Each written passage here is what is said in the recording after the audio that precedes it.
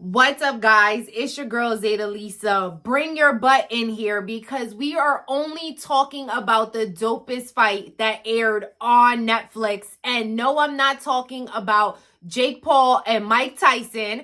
I'm talking about Amanda Serrano and Katie Taylor. Drink, fuck it up, talk it up, drink in my cup, pour it up. You heard it first. Let's quench your thirst. Ooh, mama, it's cocktail hour, so rock 'em up. Ooh, mama, it's cocktail hour, so pour it up. Pour it up. All right, guys, so let's dive into it. So I told you on this channel, Mama's Cocktail Hour, we do sports, we do gossip, we do trending topics, but we also do impactful topics, okay? So in an effort to continue to, shout out to all my women out there who like sports, to advocate for women's sports, I want to talk about the dopest fight that aired on Netflix. Shout out to Netflix because I'm loving this non-pay-per-view type stuff. We spend enough money that we shouldn't have to be paying $80 for a pay-per-view fight that may or may not last 2 or 3 seconds, right? So shout out to Netflix for doing their style of pay-per-view where if you have a membership, you Gucci, right? So let's get into it. So let's talk about Katie Taylor and Amanda Serrano because there is nothing but drama there. But before we get into the drama, I wanted to give a little insight for people who don't know who Katie Taylor is, Amanda Serrano. They are professional boxers. And so let's jump into Katie Taylor, okay? So as per AI, it says Katie Taylor is an Irish professional boxer and former footballer born on July 2nd, 1986. Well, shout out to my 1986 girls because I was born in 86 too. So that should make her around 37 or 38, most likely 38. In Bray County, Wicklow, Ireland. She is undisputed and lineal world lightweight champion since 2019 and the undisputed world super lightweight champion since 2023. Taylor won 5 consecutive gold medals at the Women's World Championships, 6 gold medals at the European Championships, and 5 gold medals at the European Union Championship. So this girl got a whole bunch of chips and belts underneath her belt, if you know what I mean, okay? She is also the 2012 Olympic gold medalist in the lightweight division. Taylor turned professional in 2016 and is ranked the world's best active female lightweight by BoxRec and the best active female boxer pound for pound in the ring by BoxRec. So this girl is a total beast, okay? She is from Ireland. She got her little cheers going on. She just looks hella ready to just fight. And now we're going to get into who her competition was, okay? So you already know this girl got it going on. She got mad belts underneath her belt. And she was versing Amanda Serrano. So shout out to all my Boricuas out there. I'm half Puerto Rican, half Dominican. So I was here for Amanda Serrano, okay? She has it going on. Let's get into a little bit of who she is. Amanda Serrano is a Puerto Rican professional boxer, mixed martial artist, and professional wrestler. Born on October 9th, 1988, she is the unified featherweight world champion, holding the WBO title since 2009, IBO title since 2021, and holding the WBO title since 2019. IBO title since 2021 and WBA title since 2023. Serrano made history by becoming the first female and Puerto Rican boxer to win world titles in more than 4 different weight classes. She holds the Guinness World Record for the most boxing world championships won in different weight classes by a female.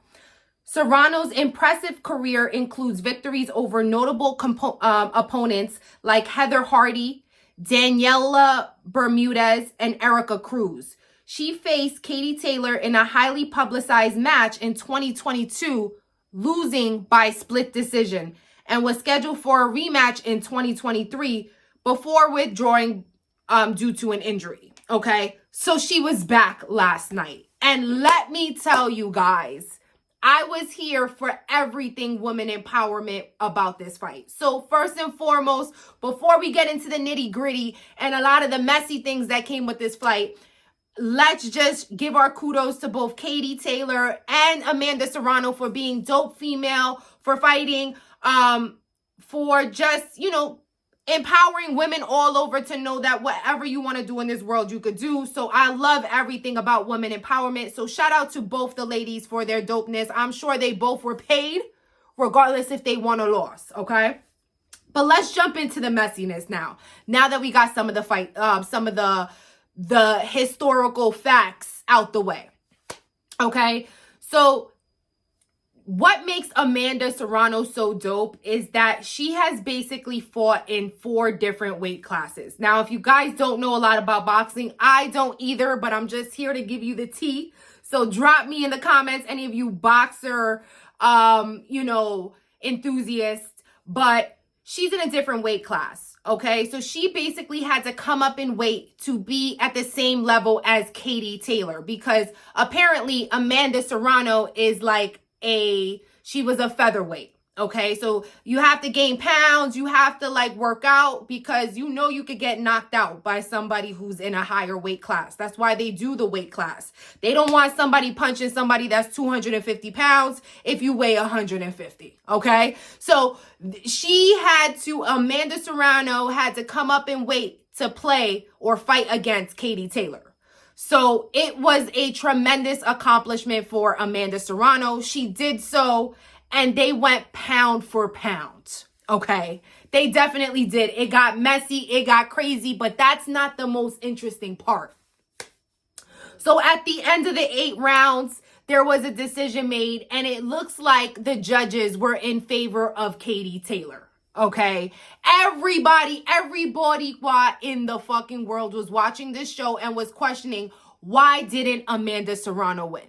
Well, I'm going to tell you what I think it was. I personally feel like she didn't win because she had that big gash on her head. And it almost looked like she was like, oh my God, right? It looked like she was getting pounded and grounded. But in reality, to me,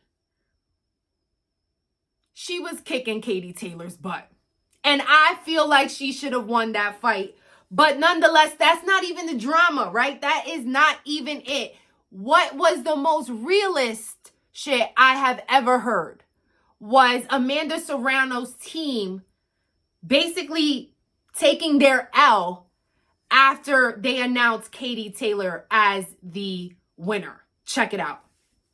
The first time she ever got cut was the first fight with Katie Taylor. If you look at Katie Taylor's fights, you'll see a lot of her opponents have gone out with grotesque swelling in their head. Look at the way Chantel Cameron looked. Cuts in their face. She fought Nina Mendes. Stopped the fight. Bro, this isn't the way you do it, though. No, this is exactly how you do it. Call them out nationally, because they're going to keep doing this shit until you tell.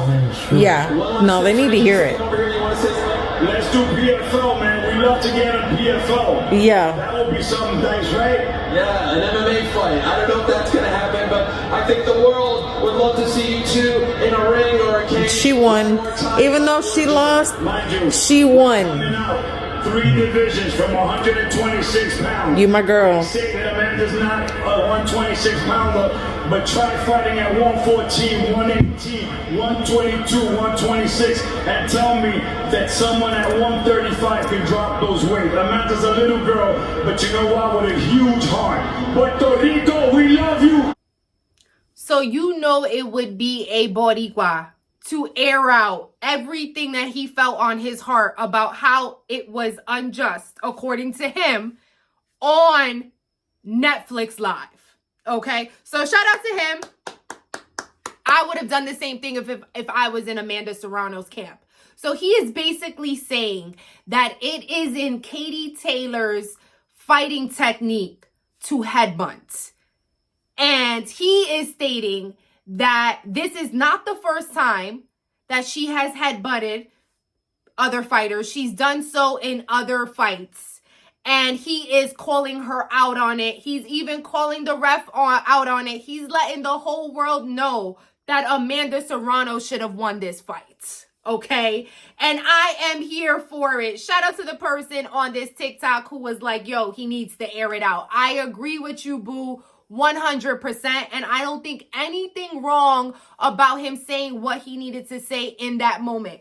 You guys drop me in the comments, let me know, because I think the girl's husband on the TikTok was like, I don't think it's the time for it. Well, it was the time for it. I agree with you, boo. We are now in the age of awakening. We are airing all the dirty laundry out. So I think it was warranted. I mean, I can see where a headbutt can accidentally happen. I mean, it is a physical sport. Sport. You are like right in there, right? But it's crazy when he was coming in with the info talking about like this is not the only fight that she's done this in. Okay, so let's be fair here on this platform. I'm gonna show you guys really quickly what that looked like. Okay, what that headbutt looked like, but not too much because you already know YouTube crazy. So we're gonna give you a clip of that. But let's also check out, right, what Katie Taylor had to say about the headbutt. What do you attribute those headbutts to? How did those happen, in your opinion? It just happens sometimes when you're fighting against a southpaw, especially. The fighters coming close, and it just happens. It was completely accidental. I mean, they're calling me a dirty fighter or whatever, but that wasn't purposely done. Obviously, I'm in there fighting like she is, and it's a rough sport, and sometimes you get head clashes. You have to fight through those things. This is the fight game. Okay, so I'm not gonna lie, there was a big part of me that started to believe her up until she needed to look to her camp for some type of reassurance. Did you guys see that? Did you see when she was like, this is fighting, this is what happens, I didn't mean to do it, it wasn't intentional. And then she kind of like got a little nervous as she looked to the left and was looking at her camp like, help me please. Okay, that's when I knew, yeah, girl, this is part of your fighting technique. Okay, my opinion, guys. You guys let me know what you think in the comments about it. But listen, I feel like Amanda Serrano was basically robbed. She was robbed. Girl, I just want to let you know you did your thing. You represented it for Boricuas all over. We are super proud of you. You should have won that. Just keep going, because sometimes in this game, you don't get what you want right away, but you got to keep fighting. You got to keep moving. You guys let me know what you think in the comments. Do you think it was a Katie Taylor win, or did you think Amanda Serrano got robbed of her title? Let me know what you guys think in the comments. It's your girl, Zaida Lisa. Don't forget to subscribe. And if you guys haven't checked out any of my most recent videos where we're talking about Diddy, we're talking about so many trending topics, check out this video right here so you can see some of my other stuff. All right, guys. Love you guys. See you guys on the next video.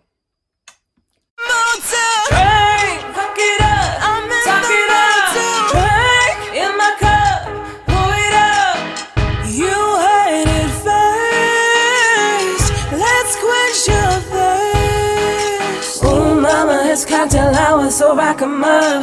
Ooh, mama, it's cocktail hour, so pour it up.